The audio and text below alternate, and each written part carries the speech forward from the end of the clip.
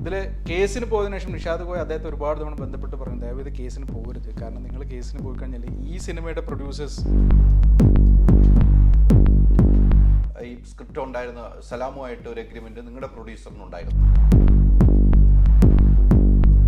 Kunchacko ബോബന്റെ cinema, Biju മേനോന്റെ cinema വലിയ cinema എന്നൊക്കെ പറഞ്ഞാൽ ആ പ്രലോഭനത്തിൽ അയാൾ വീണു. പക്ഷെ ഇതിന്റെ ചരട് വിളിച്ചത് കൂടെ നിന്ന് ചതിച്ചു എന്നോട് പറയാൻ. അതിന് ഏറ്റവും കൂട്ടി നിന്നത് ഈ കഥ എഴുതിയ ആളും കൂടെ അല്ലേ. വിധി വന്നു, ആർക്കും മധുരനാരങ്ങ 80% സിനിമ. പക്ഷെ കേസ് ഞങ്ങൾക്ക് പ്രതികൂലമായി. ഏക കാരണം ആ വിഷയത്തെ ഇവരെ കൊണ്ടുപോയിട്ട് ഒരുതരം മധ്യവയസ്കന്റെ കാമഭ്രാന്തൊക്കെ ആയിട്ട് ആർപ്പെന്ന് പറയുന്നത് ഞാൻ 2013 സലാം കോട്ടക്കലുമായിട്ട് നടത്തിയ ഇതിലുണ്ട്. ഞങ്ങളത് ഒരു ഇന്റർനാഷണൽ ലെവലിലാണ് ആ കഥയെ സംസാരിച്ചത്. സ്ക്രിപ്റ്റ് ഇപ്പം നിന്റെ പേര് വെച്ച് കഴിഞ്ഞാൽ വർക്കൗട്ട് ആവും. ഇപ്പോൾ ഞാൻ തന്നെ വെക്കാം, ഡയറക്ടർ പേര് തന്നെ വെക്കാം. ആ പാവത്തിൻ്റെ പേര് കഥ എന്നൊക്കെ ആയിരിക്കും, അല്ലെങ്കിൽ എന്തെങ്കിലും കൊടുത്താലായി, അല്ലെങ്കിൽ പിന്നെ 1 ലൈൻ, അല്ലെങ്കിൽ ഫസ്റ്റ് അസിസ്റ്റന്റ് എന്നൊക്കെ പറഞ്ഞിട്ട് ഇങ്ങനെ പോകും. ഇങ്ങനെ ഒരുപാട് സംഭവിച്ചു പോകുന്നവരുണ്ട്. നമസ്കാരം. ഇപ്പം മലയാള സിനിമയിൽ കഥകൾ മോഷണം പോകുന്നൊരു കാലം അത് ഇന്നല്ല പണ്ടും ഉണ്ടായിരുന്നു എന്നാണ് എനിക്ക് തോന്നുന്നത്. ഇതുമായി ബന്ധപ്പെട്ട് കഴിഞ്ഞ ദിവസം ഒരു വിവാദമുണ്ടായി. ഇപ്പോൾ എൻ്റെ അടുത്തുള്ളത് മുസ്താഖ്. നമസ്കാരം. നമസ്കാരം. ശ്രീഹൈദരലി. എവിടെയാണ്? ഞാൻ ദുബായ് ബേസ്ഡ് ആണ്. ഞാൻ തലശ്ശേരിയിലാണ് എൻ്റെ നാട്. ഞാൻ ഇപ്പോൾ കഴിഞ്ഞ ദിവസമാണ് ഈ വാർത്ത കാണുന്നത്. താങ്കളുടെ ഒരു വാർത്ത കണ്ടിരുന്നു. അങ്ങനെയാണ് താങ്കളെ ഞാൻ കോൺടാക്ട് ചെയ്തത്. താങ്കളുടെ ഷോർട്ട് ഫിലിമിന്റെ പേര്? ഷോർട്ട് ഫിലിം അല്ല, ശരിക്കും ടെലിസിനിമയാണ്. 1.5 മണിക്കൂർ ടെലിസിനിമയാണ്. ആർപ്പ് എന്നാണ് അതിന്റെ പേര്. ടെലിസിനിമയാണ്. 1.5 മണിക്കൂർ. എന്താണ് സംഭവിച്ചത്? താങ്കൾ അന്ന് പറഞ്ഞിരിക്കുന്ന കുറെ കാര്യങ്ങളും വായിച്ചിരുന്നു. നിഷാദ് കോയ ആയിട്ട് ബന്ധപ്പെട്ടാണ്. നിഷാദ് കോയായിട്ട് ബന്ധപ്പെട്ടിട്ടാണ്. ഇത് സീരിയസ്ലി പറയുകയാണെങ്കിൽ ഇത് മോഷണമല്ല. ശരിക്കും മോഷണം എന്ന് പറയാൻ പറ്റില്ല. അതല്ലെങ്കിൽ രണ്ടുപേർക്ക് ഒരേ സമയത്ത് ഉദിച്ച കഥയുമല്ല. ഇത് സീരിയസ്ലി ചതിച്ച് സ്വന്തമാക്കിയ ഒരു കഥയാണ്. ചതിക്കുകയായിരുന്നു. അതായത് ഇതിന്റെ കഥാകൃത്തും, അതായത് ആർപ്പിന്റെ കഥാകൃത്തും സ്ക്രിപ്റ്റ് റൈറ്ററും സലാം കോട്ടക്കലാണ്. അദ്ദേഹം തന്നെയാണ് ഈ മധുരനാരങ്ങയുടെ കഥാകൃത്തായിട്ട് വന്നിരിക്കുന്നത്. പക്ഷെ ഇത് നിഷാദ് സ്വന്തമാക്കിയ വഴിയാണ് ഒരു ചതിയുടെ ഒരു കഥയായി പോകുന്നത്.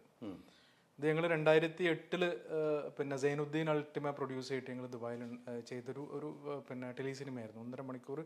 ഏകദേശം 5 ലക്ഷം രൂപയോളം ഉണ്ടായിരുന്നു ഇതിൻ്റെ ചിലവ്. സിനിമ ഇറങ്ങുന്നു, വളരെയധികം അത് പ്രശംസിക്കപ്പെടുന്നു. കാരണം അതിൻ്റെ ഒരു കണ്ടന്റ് ആ രീതിയിലുള്ളൊരു സംഭവമായിരുന്നു. 1-2 അവാർഡുകളൊക്കെ അത് നേടുകയും ചെയ്തു. അപ്പോൾ ഇദ്ദേഹം നിഷാദ് കോയ അദ്ദേഹത്തിൻ്റെ ഓർഡിനറി എന്ന് പറയുന്ന സിനിമയുടെ വിജയാഘോഷമായിട്ട് ദുബായിൽ വന്നപ്പോൾ അദ്ദേഹം താമസിച്ച ഫ്ലാറ്റ് എൻ്റെ എഡിറ്ററുടെ ഫ്ലാറ്റായിരുന്നു. അവിടെ വെച്ചിട്ട് ഞാൻ എൻ്റെ 3ാമത്തെ ടെലിസിനിമ യാത്രാമത്തെ എഡിറ്റ് ചെയ്തുകൊണ്ടിരിക്കുകയായിരുന്നു. അപ്പോൾ സ്വാഭാവികമായിട്ടും നിഷാദ് കോയ ആർപ്പ് അവിടെ വെച്ച് കാണുന്നു. അദ്ദേഹത്തിന് അത് ഭയങ്കരമായിട്ട് ബോധിക്കുന്നു. അപ്പോൾ എൻ്റെ അടുത്ത് എൻ്റെ എഡിറ്ററുണ്ട് നവീൻ പി വിജയൻ. അത് എൻ്റെ അടുത്ത് പറഞ്ഞു, മുഷ്താഖെ ആർപ്പ് കണ്ടിട്ട് നിഷാദ് കോയക്ക് ഭയങ്കര ഇഷ്ടമായി, അത് സിനിമയാക്കാൻ പറ്റുമെന്ന് അദ്ദേഹം ചോദിച്ചു. അപ്പോൾ ഞാൻ പറഞ്ഞു, ഇല്ല മുഷ്താഖ് എന്നെ അത് സിനിമയാക്കുകയാണ്. ഇതുവരെ ഞാൻ വളരെ നോർമലായിട്ട് എടുത്ത കാര്യമാണ്. അദ്ദേഹം പറഞ്ഞു, അത് പോയി. പിന്നെ നടന്നാണ് ചരിത്രം. പിന്നെ ഈ പറയുന്ന മധുരനാടങ്ങ തുടങ്ങുന്നതിൻ്റെ ഒരു 15 ദിവസം മുമ്പാണ് ആ സിനിമ അതാവാൻ പോവുകയാണ് എന്നുള്ള കാര്യം ഞാൻ അതിനും പറയില്ല. ഞാൻ എൻ്റെ അടുത്ത് അദ്ദേഹം കണ്ട് സിനിമ നന്നായി എന്ന് പറഞ്ഞതിന് ശേഷം, ഇത് മുഷ്താഖ് സിനിമയാക്കാൻ പോവുകയാണ് എന്ന് അദ്ദേഹം അറിഞ്ഞതിന് ശേഷം വളരെ മാന്യമായിട്ട് എന്നെയും പ്രൊഡ്യൂസറെയും ഇതിൽ നിന്ന് മാറ്റിവെച്ചുകൊണ്ട് അദ്ദേഹം സ്ക്രിപ്റ്റ് റൈറ്റർ, അതായത് കഥാകൃത്തിനെ പ്രലോഭിപ്പിച്ചുകൊണ്ട് ഈ സ്ക്രിപ്റ്റ് അങ്ങോട്ടേക്ക് കൊണ്ടുപോയി എന്നുള്ളതാണ്. ഇതിൻ്റെ കൂടെ നടക്കുന്ന ഒരു തമാശ എന്താണെന്ന് വെച്ചാൽ, ഞാനും ഈ സ്ക്രിപ്റ്റ് റൈറ്ററും കൂടിയിട്ട് കഴിഞ്ഞ 1.5 വർഷമായിട്ട് ഇത് സിനിമയാക്കാനുള്ള ചർച്ചകളും ഡിസ്കഷനും ഒക്കെ ചെയ്തുകൊണ്ടിരിക്കുകയാണ്. അതിൻ്റെ ഫേസ്ബുക്ക് ചാറ്റൊക്കെ ഇപ്പോഴും ഉണ്ട്. 2013 നടന്ന ചാറ്റുകളൊക്കെ ഉണ്ട്. ഞാനും അദ്ദേഹം തമ്മിൽ ചാറ്റ് ചെയ്യുന്നു, സംസാരിക്കുന്നു, സ്ക്രിപ്റ്റ് ഡിസ്കസ് ചെയ്യുന്നു. ഇതൊക്കെ കഴിഞ്ഞിട്ട് ഒരു ഡിസംബറിലാണ് ഞാൻ അറിയുന്നത് ഇതിങ്ങനെ പോയി. ആരോ എൻ്റെ അടുത്ത് കാഷ്വലി പറഞ്ഞാണ്. ഞാൻ അപ്പോൾ തന്നെ നിഷാദ് കോയെ വിളിച്ചു. ആൾ പെട്ടെന്ന് ഫോൺ എടുത്തു. ഞാൻ ചോദിച്ചു, നിഷാദ് ഇങ്ങനെ എൻ്റെ ഇത് അത് എനിക്ക് സലാം കോട്ടക്കൽ തന്നല്ലോ. മുഷ്താഖ് പോലീസ് ഉണ്ട്, ഞാൻ ഇപ്പോൾ വിളിക്കാതെ ഫോൺ കട്ട് ചെയ്തു. അയാൾ ഡ്രൈവ് ചെയ്യാമെന്ന് പറഞ്ഞിട്ട് പിന്നീട് ഇതുവരെ എൻ്റെ ഫോൺ അദ്ദേഹം അറ്റൻഡ് ചെയ്തിട്ടില്ല. അതിനുശേഷം അറ്റൻഡ് ചെയ്തിട്ടില്ല. പിന്നീട് ഞങ്ങളിത് കേസിലേക്കൊക്കെ പോകുന്നുണ്ട്. അതായത് ഇതിൽ പിന്നെ എനിക്ക് പറ്റിയൊരു ചെറിയൊരു മിസ്റ്റേക്ക് എന്തായിരുന്നു വെച്ച് കഴിഞ്ഞാൽ, ഈ സലാം കോട്ടക്കലും ഇതിൻ്റെ പ്രൊഡ്യൂസറും വളരെ അടുത്ത സുഹൃത്തുക്കളാണ്. അപ്പോൾ സ്വാഭാവികമായിട്ടും പ്രൊഡ്യൂസർ അറിഞ്ഞിട്ടാണ് ഇത് കൊടുത്തത് എന്ന നിരാശയിലായിരുന്നു ഞാൻ. അപ്പോൾ ഞാൻ പിന്നെ അതിൻ്റെ ഇതിലൊന്നും പോയില്ല. ഞാനത് നഷ്ടപ്പെട്ടു എന്നുള്ളൊരിതിൽ ഇരിക്കുമ്പോഴാണ് ഈ സിനിമ 2016 റിലീസാവുന്നത്, ഒരു പെരുന്നാളിൻ്റെ സമയത്ത്. അപ്പോൾ ഈ പ്രൊഡ്യൂസറുടെ മകളുടെ കല്യാണമാണ്. പെരുന്നാൾ കഴിഞ്ഞ ഒരാഴ്ച കഴിഞ്ഞിട്ട് ഇപ്പോൾ പ്രൊഡ്യൂസർ അദ്ദേഹത്തിൻ്റെ ആൾക്കാരൊക്കെ വന്ന് കൈ കൊടുക്കുമ്പോൾ സൈനുദ്ദീൻ സിനിമ നന്നായിട്ടുണ്ട് കേട്ടോ, ആ സിനിമ നന്നായിട്ടോ, 2-3 ആൾക്കാരൊക്കെ പറഞ്ഞു. പിന്നെയാണ് പുള്ളി ആലോചിക്കും എന്താണ് ഈ സിനിമ നന്നായി എന്ന്. അപ്പോൾ ഒരാൾ മാറ്റി നിർത്തി വെച്ച് പറഞ്ഞു ഇങ്ങനെ ഒരു മധുര നാരങ്ങ ഇറങ്ങിയിട്ടുണ്ട്, ഞാൻ അറിയില്ലല്ലോ, എൻ്റെ കഥയോ. പുള്ളി ആ മകളുടെ കല്യാണത്തിൻ്റെ ദിവസം രാത്രി എന്നെ വിളിക്കുകയാണ്. അപ്പോൾ ഞാൻ പറഞ്ഞു സെനുക്ക എനിക്കറിയില്ല, ഞാൻ വിചാരിച്ചു നിങ്ങൾക്ക് അറിയാമെന്നുള്ളതാണ്. പുള്ളി എന്നെ അവിടെ വെച്ച് ഒരുപാട് ചീത്ത പറഞ്ഞു, നീ എന്ത് പണിയാണ് കാണിച്ചത്, നീ അറിഞ്ഞാൽ ഇത് എൻ്റെ അടുത്ത് പറയണ്ടേ. അദ്ദേഹം പറഞ്ഞു ഇത് പറ്റില്ല മുഷ്ടാഖ്, നമ്മൾ ചതിച്ച് കൊണ്ടുപോയതാണ്, ഇത് ചെയ്തേ പറ്റൂ, ഇത് നമുക്ക് അവകാശപ്പെട്ടാണ് നമ്മളിത് സിനിമയാക്കുമെന്ന് പറഞ്ഞതാണ്. അങ്ങനെ അപ്പോൾ ഇത് സ്ക്രിപ്റ്റായിട്ടും അദ്ദേഹത്തെ അറിയിച്ചില്ല. നിഷാദ് കോയ വളരെ ഭംഗിയായിട്ട് അത് മാറ്റിവെച്ചു.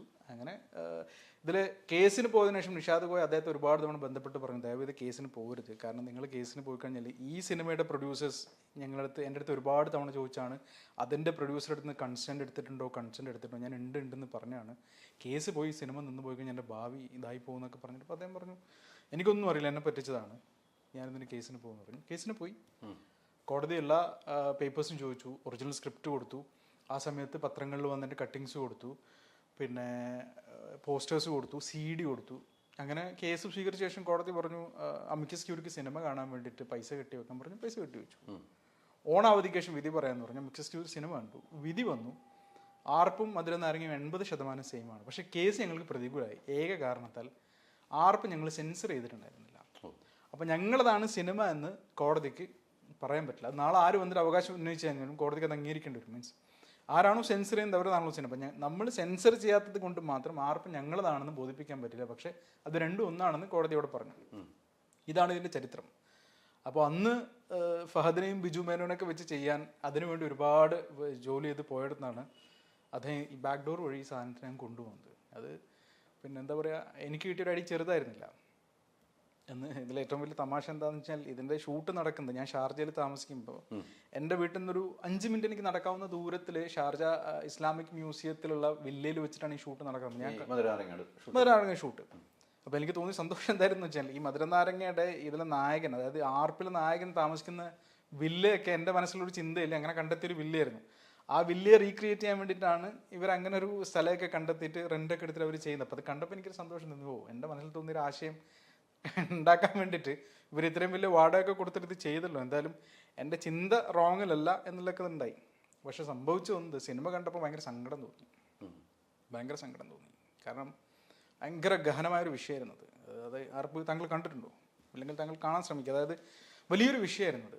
പിന്നെ അവിടെ സംഭവിച്ചുകൊണ്ടിരിക്കുന്ന ഒരു വലിയ വിഷയം. അത് എടുത്തപ്പോൾ തന്നെ ഇവിടെയുള്ള മുഖ്യധാരാ മാധ്യമങ്ങളൊക്കെ എന്നെ ഒരുപാട് ഇൻ്റർവ്യൂസിന് വിളിക്കും. ഞാൻ ആ സമയത്ത് കൊടുത്ത 2008 കൊടുത്ത ഒരുപാട് ഇൻ്റർവ്യൂസൊക്കെ ഉണ്ടായിരുന്നു. അപ്പോൾ പിന്നെ ആ വിഷയത്തെ ഇവരെ കൊണ്ടുപോയിട്ട് ഒരുതരം മധ്യവയസ്കൻ്റെ കാമഭ്രാന്തൊക്കെ ആയിട്ട് വളരെ എന്താ പറയുക നിലവാരം കുറഞ്ഞൊരു സിനിമയാക്കി കളഞ്ഞു. അതാണ് ഏറ്റവും കൂടുതൽ സങ്കടമായിപ്പോയത്. അതായത് അതിൻ്റെ കാമ്പ് അവരെടുക്കുകയും ആ കഥയുടെ ഒരു കാമ്പ് എടുത്തിട്ട് അതിൽ മുഴുവൻ എന്താ പറയുക സാധാരണ ഒരു മൂന്നാംകിട സാധനങ്ങൾ ചേർത്തിട്ട് ആ സിനിമയെ നശിപ്പിച്ചു കളഞ്ഞു. അതായിരുന്നു ഇതിൽ ഏറ്റവും വലിയ സങ്കടം. മറ്റൊക്കെ നമുക്ക് സഹിക്കായിരുന്നു. ഇതാണിപ്പം ഇതിൻ്റെ ഒരു ഇത്. അല്ല, ഈ സെൻസർ ചെയ്യാത്തതുകൊണ്ടാണ് നമ്മുടെ അല്ലാതെയായി മാറുന്നത്. തീർച്ചയായിട്ടും നമുക്ക് നമ്മുടെ അല്ലാതെ വെച്ചാൽ കോടതിക്ക് അത് സമ്മതിക്കാൻ പറ്റാത്ത. കാരണം കോടതിയെ സംബന്ധിച്ചിടത്തോളം സെൻസർ സർട്ടിഫിക്കറ്റ് ഇപ്പം നമുക്കിപ്പം നമ്മളെ അച്ഛൻ നമുക്കൊരു വീട് നൽകി കഴിഞ്ഞാൽ അത് നമ്മളെ പേരിലായാൽ മാത്രമല്ലേ എൻ്റെ അച്ഛൻ എനിക്ക് തന്നു എന്ന് വാക്കാൽ പറഞ്ഞാൽ നടക്കില്ല. ഇപ്പോൾ കോടതിയെ സംബന്ധിച്ചിടത്തോളം ഒരു സിനിമ ഒരാളുടേതാവണമെങ്കിൽ അയാളുടെ പേരിൽ സെൻസർ ചെയ്യും. ഈ നിഷാദ് കോയ എത്ര ദിവസം ഈ എഡിറ്ററിന്റെ ഫ്ലാറ്റിൽ താമസിച്ചു? അവരെനിക്ക് തോന്നുന്നു ഒരാഴ്ചയോ 10 ദിവസം. അപ്പൊ ഈ എഡിറ്റർ അറിഞ്ഞില്ലേ ഇങ്ങനെ ഒരു പിൻവാതിലൂടെ ഈ പരിപാടി എഡിറ്റർ അറിഞ്ഞില്ല. എഡിറ്റർ കാഷ്വലി എൻ്റെ അടുത്ത് പറഞ്ഞു മുഷ്താഖ് അയാൾക്ക് സിനിമ ഇഷ്ടപ്പെട്ടിട്ടുണ്ട് സിനിമയാക്കാൻ കിട്ടുമെന്ന് ചോദിച്ചു. അപ്പം ഞാൻ പറഞ്ഞു ഇല്ല മുഷ്താഖ് അത് സിനിമയാക്കാൻ. ഇത് അറിഞ്ഞതിന് ശേഷം അദ്ദേഹം എന്നെ വളരെ മാന്യമായിട്ട് പിന്നെ എന്താ പറയുക വളരെ തന്ത്രപൂർവ്വം മാറ്റിവെച്ചു എന്നുള്ളതാണ് ആ സിനിമ തുടങ്ങുന്നത് വരെ. പക്ഷെ ഇത് എന്താ പറയുക അവസാന നിമിഷം വരെ അവർക്കത് ചെയ്യാൻ സാധിച്ചു എന്നുള്ളതാണ് അതിൻ്റെ ഒരു. ഈ കോടതിയുമായിട്ട് ബന്ധപ്പെട്ട് പിന്നെ കുറെ നാളുകൾ കയറി ഇറങ്ങേണ്ട വന്നല്ലോ. ആ സമയത്തൊക്കെ നിഷാദ് കോയായിട്ട് നിങ്ങൾ സംസാരിച്ചു? ഞാനുമായിട്ടില്ല. കാരണം കേസ് കൊടുക്കുന്ന പ്രൊഡ്യൂസറാണ്, പിന്നെ എനിക്കതിൽ റോളില്ല. അപ്പോൾ പ്രൊഡ്യൂസറുമായിട്ട് അദ്ദേഹം വിളിക്കുന്നു. പ്രൊഡ്യൂസറിനായിട്ട് പറയാം മുഷ്താഖ് നിഷാദ് കോയ ബന്ധപ്പെടുന്നുണ്ട്, കേസ് കൊടുക്കരുത്. അങ്ങനെ അവരുടെ ഭാഗത്ത് നിന്ന് 20 ലക്ഷം രൂപ ഓഫർ ചെയ്തു എന്നൊക്കെ പറഞ്ഞു. ഇതൊന്നും പിന്നെ റെക്കോർഡിക്കലിയുള്ള കാര്യങ്ങളല്ല, വെർബലി സംസാരിച്ചിട്ടുള്ള എനിക്കറിവാണ്. 20 ലക്ഷം ഓഫർ ചെയ്തിട്ടുണ്ട്. പക്ഷേ എനിക്ക് ആ 20 ലക്ഷം ഒന്നും വേണ്ട, എനിക്ക് പിന്നെ അത് എൻ്റെ സിനിമയാണ്, എൻ്റെതാണെന്ന് എനിക്ക് നിയമപരമായിട്ട് തെളിയിക്കണം എന്ന് പറഞ്ഞിട്ടാണ് അദ്ദേഹം പോയത്. അപ്പോൾ ആ സമയത്തൊക്കെ അദ്ദേഹത്തിന് വിളിക്കുന്നുണ്ടായിരുന്നു, നിങ്ങൾ കേസ് പിൻവലിക്കണം. ഈ മധുരനാരങ്ങയുടെ പ്രൊഡ്യൂസേഴ്സ് നിഷാദ് കോയോട് ചോദിച്ചു എന്ന് പറഞ്ഞ പലതവണ നിങ്ങൾ കൺസെന്റ് എടുത്തിട്ടുണ്ടോ, കാരണം അവർക്കറിയാലോ ഇതിന്റെ നൂലാമാല. അപ്പൊ പുള്ളി എടുത്തിട്ടുണ്ടെന്നായിരുന്നു പറയുന്നുണ്ട്, സത്യത്തിൽ എടുത്തിട്ടുണ്ടായിരുന്നില്ല. ഈ പിന്നീട് ഈ കഥയും സലാമുമായിരുന്നു നിഷാദ് കോയ നല്ല അടുപ്പമായിരുന്നു. അങ്ങനെയാണ് കഥ തുടങ്ങുന്നത്. പക്ഷെ ഈ സ്ക്രിപ്റ്റുമായിട്ട് ബന്ധപ്പെട്ട് അങ്ങനെ ഒരു എഗ്രിമെന്റ് നിങ്ങൾക്ക് ഇല്ലായിരുന്നു? ആരുമായിട്ട്? ഈ സ്ക്രിപ്റ്റ് ഉണ്ടായിരുന്ന സലാമുമായിട്ട് ഒരു എഗ്രിമെന്റ് നിങ്ങളുടെ പ്രൊഡ്യൂസറിന് ഉണ്ടായിരുന്നു. അതായത് സലാമിന്റെ അടുത്ത് കഥയും ഇതും ആർപ്പിന് വേണ്ടിയിട്ട് അദ്ദേഹം വാങ്ങിക്കുമായിരുന്നു. അപ്പൊ അത് സൈനുദ്ദീൻ അൾട്ടിമേറ്റ് ആണല്ലോ ആ കഥയും സ്ക്രിപ്റ്റും ഒക്കെ. അതെ. അപ്പം ആ ഒരു എഗ്രിമെന്റ് പാലിച്ചില്ല നിഷാദ് കോയുടെ അടുത്ത് അദ്ദേഹം കൊണ്ടു കൊടുക്കും. അപ്പൊ അദ്ദേഹത്തിനെതിരെ നടപടിയിലേക്ക് പോയായിരുന്നു? അദ്ദേഹത്തിനെതിരെ വേറെ നടപടി വല്ലതും നിങ്ങൾക്ക്? ഇല്ല, അദ്ദേഹത്തിനെതിരെ വേറെ നടപടിയിലേക്കൊന്നും പോയിട്ടില്ല. ഈ സിനിമക്കെതിരെ ഇത് നിയമപരമായിട്ട് പോകാൻ പ്രൊഡ്യൂസേഴ്സിനാണല്ലോ. അതായത് മധുരനാരങ്ങയുടെ പ്രൊഡ്യൂസർ ആരാണോ അവർക്കെതിരെയാണല്ലോ കേസിന് പോകാൻ. അവരാണല്ലോ നിയമപരമല്ലാതെ സ്വന്തമാക്കിയിരിക്കുന്നത്. അപ്പോൾ അതിനാരാണ് വഴിവെച്ചത് എന്നുള്ളത് രണ്ടാമത്തെ വിഷയം. ഈ നിഷാദ് കോയ തന്ത്രപരമായിട്ട് തന്നെ നിങ്ങളുടെ കൂടെ നിന്നുകൊണ്ട് വളരെ തന്ത്രപരമായിട്ട് എന്ന് പറഞ്ഞാൽ എനിക്കത് എന്നും തോന്നുന്നൊരു തമാശ എന്താണെന്ന് വെച്ചാൽ, നമ്മളൊരു ഒരു പെൺകുട്ടിയെ ഒരാൾ കല്യാണം കഴിക്കാൻ വേണ്ടി ഒരു ഫിക്സ് ചെയ്യാണ്, അച്ഛനും അമ്മയൊക്കെ കൂടി പറയണം ഓക്കെ. അപ്പോൾ ഈ പയ്യൻ വിചാരിക്കാൻ അടുത്ത മാസം എൻ്റെ കല്യാണമാണ്. അപ്പോൾ മറ്റൊരാൾ വന്നിട്ട് മനസ്സിലാക്കുകയാണ് ഈ പെൺകുട്ടി ഇവൻ കല്യാണം കഴിക്കാൻ പോവാണ്. അപ്പോൾ അയാൾ പ്രലോഭിപ്പിച്ചുകൊണ്ട് ആ കുട്ടിയെ ഇയാൾ കല്യാണം കഴിക്കുന്നത് ഇവനെ അറിയിക്കാതെ. കല്യാണം നടക്കുമ്പോഴാണ് ഇവൻ അറിയുന്നത് എനിക്ക് പറഞ്ഞു വെച്ച കുട്ടിയല്ലേ അവൻ കല്യാണം കഴിച്ചുകൊണ്ട് വന്നു. നിയമപരമായിട്ട് എനിക്ക് എന്തെങ്കിലും ചെയ്യാൻ പറ്റുമോ, അല്ലെങ്കിൽ ആ ആൾക്ക് എന്തെങ്കിലും ചെയ്യാൻ പറ്റില്ല. ആ അച്ഛനും അമ്മയാണ് കല്യാണം കഴിപ്പിച്ചു കൊടുത്തിരിക്കുന്നത്. ഇതിൽ ഒന്നാം പ്രതി ആരാണ് രണ്ടാം പ്രതി ആരാണെന്നുള്ളത് നിയമമോ നാട്ടുകാരോ ഒക്കെ തീരുമാനിക്കേണ്ടതാണ്. പക്ഷെ ഇത് എൻ്റെ ഒരു സിനിമാ കരിയറിൽ എനിക്ക് സംഭവിച്ചിരിക്കുന്ന ഒരു വലിയൊരു ഗ്യാപ്പ്, അല്ലെങ്കിൽ ഒരു വലിയൊരു വീഴ്ച എന്ന് പറയുന്ന വലിയൊരു സംഭവമാണ്. അന്ന് 10 വർഷം മുമ്പ് ഫഹദോ ജയസൂര്യയോ അല്ലെങ്കിൽ ബിജു മേനോനോ ഒക്കെ നമുക്ക് അപ്രോച്ചബിൾ ആയിരുന്നു. നമ്മളുടെ ഒരു ബഡ്ജറ്റിൽ ഒതുങ്ങുന്നതായിരുന്നു. അതിനുവേണ്ടി ഒരുപാട് യാത്ര ചെയ്തായിരുന്നു. പക്ഷേ ബേസിക്കലി അവർക്കൊക്കെ എന്താ പറയുക, മൗലികമായിട്ടുള്ള കഥകളൊന്നും കയ്യിൽ കാണില്ല. അപ്പോൾ ഇങ്ങനെ തന്ത്രപരമായിട്ട് കഥകൾ സംഘടിപ്പിക്കുക, അത് മെയിൻബോർഡ് ചേർത്ത ആളുകളുടെ മുമ്പിൽ കാണിക്കുക, അതായിരിക്കും. അതല്ലെങ്കിൽ നമ്മളുടെ സിനിമ ഒരു കാമ്പുള്ള സിനിമ ആയതുകൊണ്ടല്ലോ അങ്ങനെ സംഭവിച്ചു. അങ്ങനെ സമാധാനിക്കാന്ന് മാത്രം. നിങ്ങൾ ഷൂട്ടിംഗ് ലൊക്കേഷനിൽ പോയിരുന്നല്ലോ, ഞാൻ പോയപ്പം അവിടെ വെച്ച് ഇവരുമായിട്ട് സംസാരിച്ചോ? ഇല്ല, അവിടെ വെച്ചിട്ട് അങ്ങനെ സംസാരിക്കാനുള്ള. നിഷാദ് കോയനെ കണ്ടപ്പോൾ ചിരിച്ചുകൊണ്ട് പുള്ളി നടന്നു പോയി. പിന്നെ എനിക്കാകെ അവിടെ സെക്യൂരിറ്റിയെ മാറ്റി എന്നെ അകത്ത് കടത്തി വിട്ടു. അവിടെ സുഗീത് ഉണ്ടായിരുന്നു, സുഗീത് ചിരിച്ചു.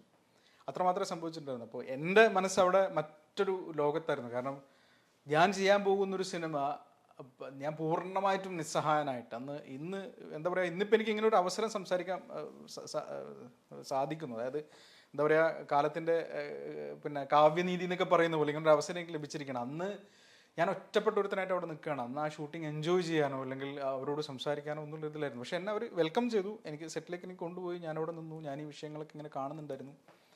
അപ്പോൾ അവർക്കൊരു പക്ഷേ ഞാൻ കുഞ്ചാക്കോ ബോബൻ്റെ അടുത്തോ ബിജു മേനോൻ്റെ അടുത്തൊക്കെ സംസാരിക്കുമെന്നുള്ളൊരു ചെറിയ ഭയമൊക്കെ ഉണ്ടായിരുന്നു. അപ്പോൾ ഇതിൽ സലാം കോട്ടക്കലിനൊരു നല്ല വേഷം കൊടുക്കുക. അദ്ദേഹം എൻ്റെ അടുത്ത് അതാണ് പറഞ്ഞത്, മുഷ്താഖെ ഞാൻ 5 പൈസ വാങ്ങിച്ചിട്ടില്ല, എനിക്ക് 5 പൈസ തന്നിട്ടില്ല, എനിക്കൊരു നല്ല വേഷം ഇവർ ഓഫർ ചെയ്തിട്ടുണ്ട്. പക്ഷേ അദ്ദേഹത്തിന് വേഷമൊന്നും കൊടുത്തിട്ടില്ലല്ലോ, വേഷമൊന്നും കിട്ടിയിട്ടില്ല അദ്ദേഹത്തിന്.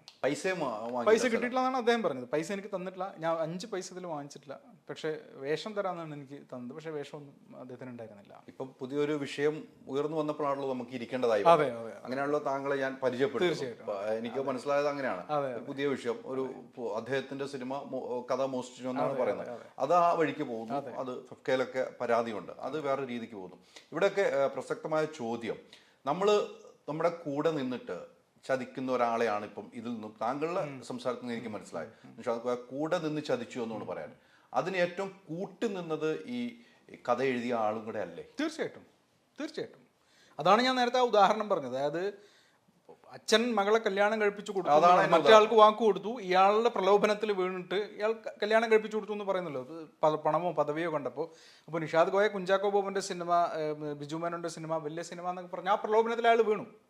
പക്ഷെ ഇതിന്റെ ചരട് വിളിച്ചത് ഈ നിഷാദ് കോയാണ് എന്നുള്ളതാണ് ഞാൻ പറയുന്നത്. അതായത് ഈ മുഷ്താഖ് ഈ സിനിമ ഇത് ചെയ്യാൻ പോവുകയാണ് എന്ന് മനസ്സിലാക്കി ബോധപൂർവ്വം എന്നോട് മാറ്റി വെച്ചിട്ട് എൻ്റെ അടുത്ത് മാന്യമായിട്ട് സംസാരിക്കാം, മുഷ്താഖ് ഞാനത് ചെയ്യട്ടെ, ഞാൻ നിന്നെയും കൂടി സഹകരിപ്പിക്കാം, അല്ലെങ്കിൽ നീ എനിക്ക് ഇത് ചെയ്യും, ഒരു ഡീസൻറ്റ്, എനിക്കത് സിനിമ ചെയ്യാനുള്ള ഏറ്റവും വളരെ ഇതുണ്ട്, സുഗീത് ഡയറക്റ്റ് ചെയ്യാൻ പോവാണ്, നമ്മളുടെ സിനിമ മറ്റൊരു ലെവലിലേക്ക് എത്തും, എന്തെങ്കിലുമൊക്കെ പറഞ്ഞിട്ട്, അല്ലെങ്കിൽ എനിക്ക് നീ ഒന്ന് കഥ താടാ, എൻ്റെ അടുത്ത് കഥ ഇല്ല, അങ്ങനെ എന്തെങ്കിലും പറഞ്ഞിട്ട് എൻ്റെ അടുത്ത് ഒരു വാക്ക്, അതായത് എൻ്റെ അടുത്ത് ഇത് സംസാരിച്ച് കഴിഞ്ഞാൽ അയാൾക്ക് ഇത് കഥ കിട്ടില്ല എന്ന് പറഞ്ഞാൽ പൂർണ്ണമായിട്ടും, അതായത് നമ്മളൊരു കളിയിൽ ചതിച്ച് വിജയിക്കാന്ന് പറഞ്ഞു, വിജയിച്ചവൻ വിജയിച്ചു, ചതിച്ച് എന്താ പറയുക, തോൽപ്പിക്കപ്പെട്ടവൻ തോറ്റു കിടക്കുന്നു പോലെ. അപ്പോൾ എന്നെ ചതിച്ചിട്ട് അയാൾ വിജയിച്ചു എന്ന് മാത്രമേ ഉള്ളൂ. അപ്പോൾ എൻ്റെ അടുത്ത് അത് ഭംഗിയായിട്ട് മറച്ചു വെച്ചു, തന്ത്രപൂർവ്വം മറച്ചു വെച്ചു.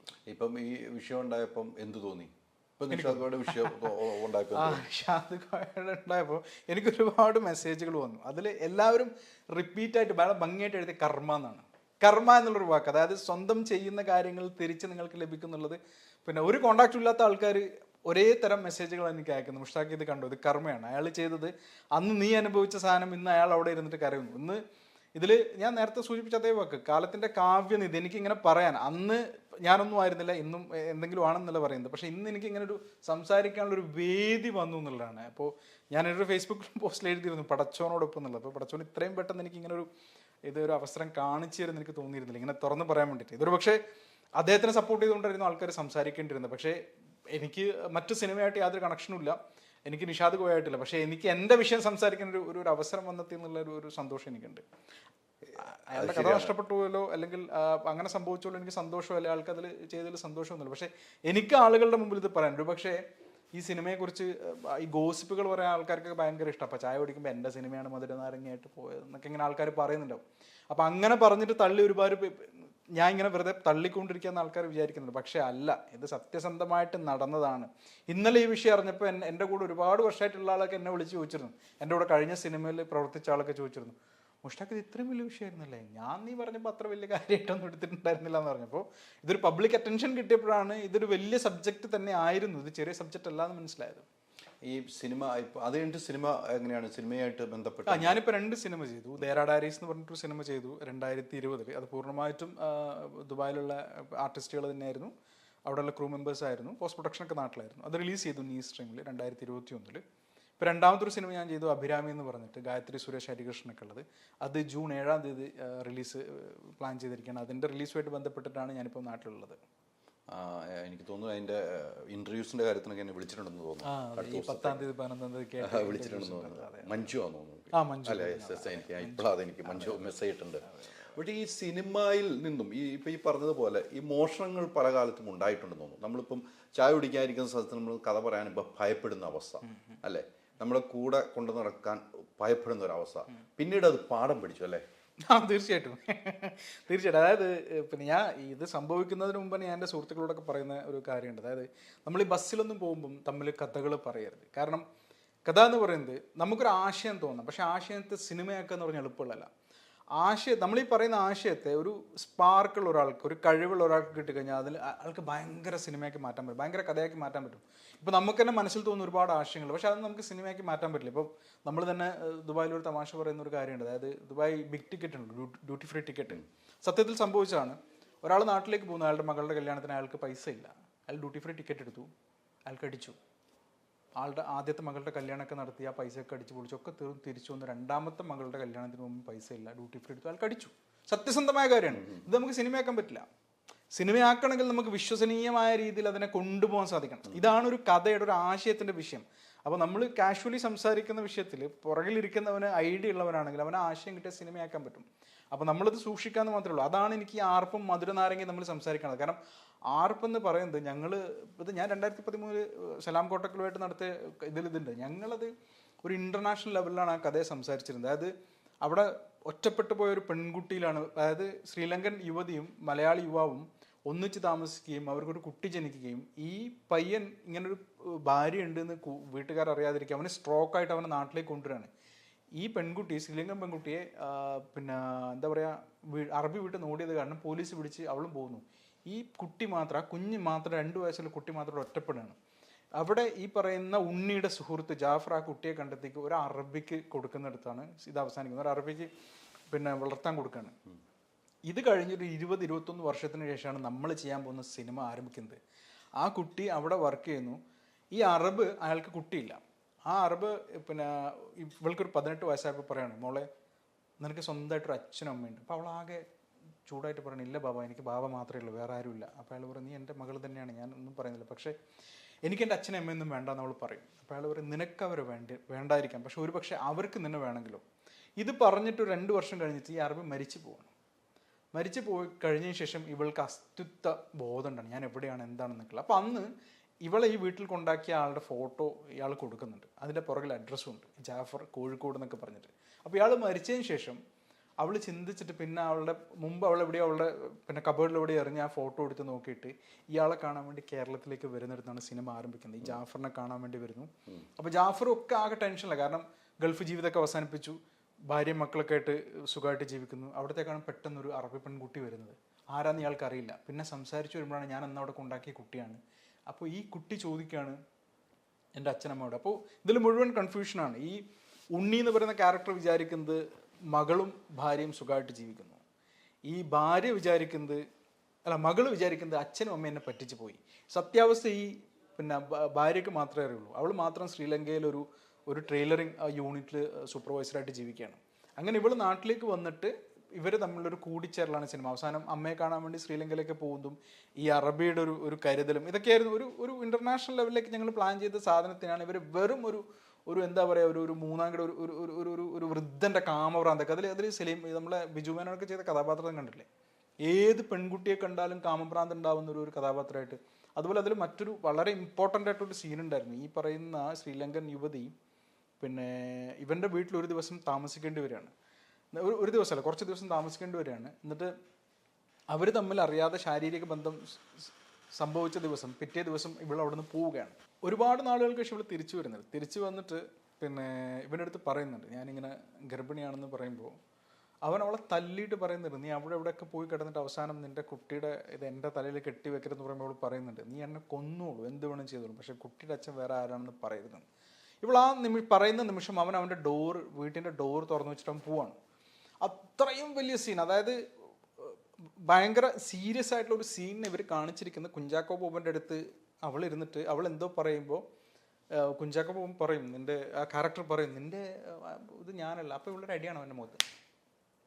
ഈ ഒരു അടിയിലാണ് ആ സീൻ. അതായത് ഭയങ്കര സൂക്ഷിച്ച് ചെയ്യേണ്ട ഒരു സീനൊക്കെയാണ് അവർ ഈ രീതിയിൽ ചെയ്ത് കൂട്ടിയിരിക്കുന്നത്. എനിക്ക് ഏറ്റവും വലിയ സങ്കടമായിരുന്നു.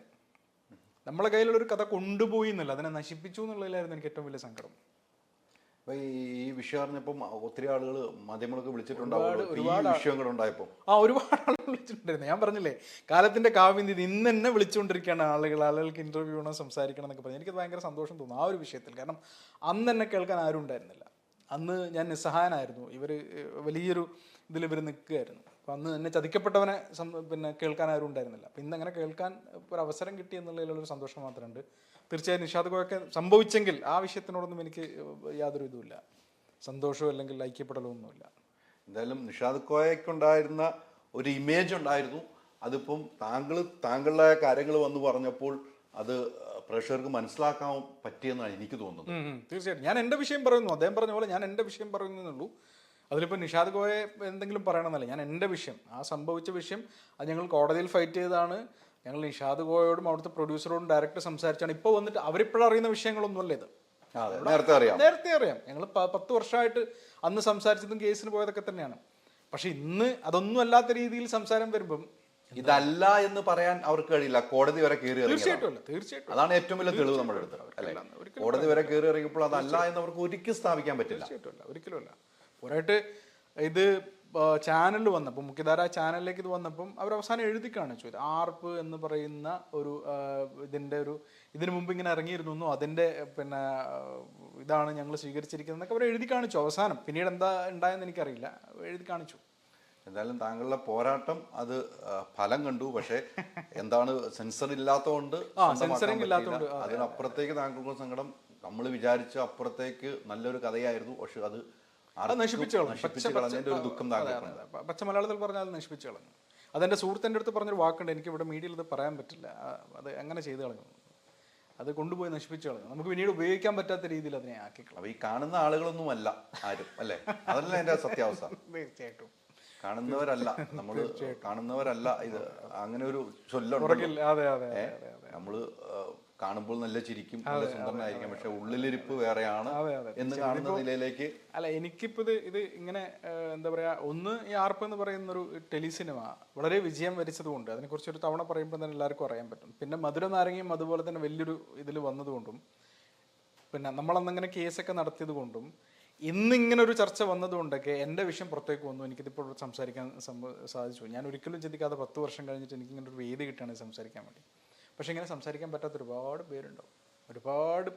അതായത് എനിക്കൊക്കെ എന്ന് വെച്ച് കഴിഞ്ഞാൽ ഒരു പക്ഷേ ജോലിയുണ്ട്. ഞാനൊക്കെ ജോലിയുടെ ഇടയിൽ പിന്നെ സിനിമ ആഗ്രഹം കൊണ്ട് പോവാണ്. അപ്പോൾ പിന്നെ പക്ഷെ ജോലിയൊന്നും ഇല്ലാതെ ഇതിനു വേണ്ടി മാത്രം പ്രവർത്തിക്കുന്നവരുണ്ട്. അവരുടെയൊക്കെ കയ്യിൽ നിന്ന് ഒരുപാട് കഥകളൊക്കെ പലതും പറഞ്ഞിട്ട് പോയിട്ടുണ്ടാവാം, എൻ്റെ പേര് വെക്കാം, ഓക്കെ, പിന്നെ നീ ഈ സിനിമക്ക് പിന്നെ ഒരു സംഭവം ഉണ്ടല്ലോ, സ്ക്രിപ്റ്റ് ഇപ്പം നിൻ്റെ പേര് വെച്ച് കഴിഞ്ഞാൽ വർക്കൗട്ട് ആവില്ല, ഇപ്പോൾ ഞാൻ തന്നെ വെക്കാം, ഡയറക്ടർ പേര് തന്നെ വെക്കാം, ആ പാവത്തിൻ്റെ പേര് കഥ എന്നൊക്കെ ആയിരിക്കും, അല്ലെങ്കിൽ എന്തെങ്കിലും കൊടുത്താലായി, അല്ലെങ്കിൽ പിന്നെ 1 ലൈൻ, അല്ലെങ്കിൽ ഫസ്റ്റ് അസിസ്റ്റൻ്റ് എന്നൊക്കെ പറഞ്ഞിട്ട് ഇങ്ങനെ പോകും. ഇങ്ങനെ ഒരുപാട് സംഭവിച്ചു പോകുന്നവരുണ്ട്. നാളെ ഞങ്ങളുടെ സൂര്യൻ ഉദിക്കുന്നു വിചാരിച്ചിട്ട് കഴിയുന്ന ഒരുപാട് പേരുണ്ട്. അപ്പോൾ അവരോടൊക്കെ സൂക്ഷിക്കുക എന്നല്ലാതെ മറ്റൊന്നും പറയാനില്ല. പിന്നെ പോരാടുക, നമ്മൾ പോരാടുക, തീർച്ചയായിട്ടും പോരാടുക. അതായത് ഒരു സിനിമ കട്ടുകൊണ്ട് പോകുന്നു, അല്ലെങ്കിൽ സിനിമ ചതിച്ച് സ്വന്താക്കുന്നില്ല. എനിക്ക് ചതിച്ച് സ്വന്താക്കിയതിലല്ല വേദന, എനിക്ക് ആ സിനിമയെ അവർ നശിപ്പിച്ച് കളഞ്ഞതിലാണ് വേദന. കാരണം നമുക്കത് വൃത്തിയായിട്ട് ചെയ്യാവുന്ന ഒരു രീതി പോലും നശിപ്പിച്ച് കളഞ്ഞു. ഒരുപക്ഷെ നമ്മളെക്കാൾ നന്നായിട്ട് അവർ ചെയ്തിരുന്നെങ്കിൽ ഒരുപക്ഷെ എനിക്ക് ഇവിടെ വന്നിട്ട് ഇങ്ങനെ സംസാരിക്കാൻ പോലും പറ്റില്ല, ആളുകൾ എന്നെ തെറി വിളിച്ചേനെ. അതെ, തീർച്ചയായിട്ടും തെറി വിളിച്ചേനെ. പക്ഷെ അത് ഏറ്റവും ക്വാളിറ്റി കുറഞ്ഞ രീതിയിലാണ്. ഒരുപാട് ആർട്ടിസ്റ്റ് ഉണ്ട്, ഭയങ്കര സംഭവമൊക്കെ ആയിട്ട് ചെയ്തിട്ടുണ്ട് എന്നല്ലാതെ, പക്ഷെ അതിൻ്റെ കാമ്പ്, അതിൻ്റെ കണ്ടന്റ് അവർ നശിപ്പിച്ചിട്ടാണ് ചെയ്തിരിക്കുന്നത്. അപ്പം ഇനിയും ഇങ്ങനെയൊന്നും പറ്റാതിരിക്കട്ടെ, സംഭവിക്കാതിരിക്കട്ടെ, അല്ലേ? അതെ. റൂമിലൊക്കെ വിളിച്ച് എഡിറ്റിന്റെ കൂടെ ആളുകൾ ഇരിക്കുമ്പോൾ സൂക്ഷിക്കുക. സിനിമാക്കാരെ മൊത്തത്തിൽ പറയുന്നില്ല, ഇങ്ങനെയുള്ള ആളുകളൊക്കെ തിരിച്ചറിയാൻ നമുക്ക് പറ്റില്ല. അതെ. താങ്കളുടെ പോരാട്ടം വിജയിച്ചു എന്ന് ഞാൻ മനസ്സിലാക്കും. ഈ പറഞ്ഞ പോലെ അന്നാരും കേൾക്കാനില്ലെങ്കിൽ ഇന്ന് കേൾക്കുന്ന ആളുകൾ കേൾക്കാൻ തയ്യാറാവും. മാധ്യമങ്ങൾ പുറകെ നടക്കും. അന്ന് നമ്മളൊന്ന് എടുക്കാവുന്ന ചോദിക്കുന്നു, മാധ്യമങ്ങൾ പുറകെ നടക്കുന്ന അവസ്ഥയിലേക്ക് എത്തി. പുതിയ സിനിമ സൂപ്പർ ഹിറ്റ് ആകട്ടെ. Thank you. സിനിമയ്ക്ക് എല്ലാവിധ സപ്പോർട്ടും. അധ്വാനത്തിന്റെ ഫലം എന്തായാലും കാണും. ഒത്തിരി നന്ദി കേട്ടോ. നമുക്ക് കാണാം, ഇനിയും കാണാം. തീർച്ചയായിട്ടും. Thank you. താങ്ക്സ്.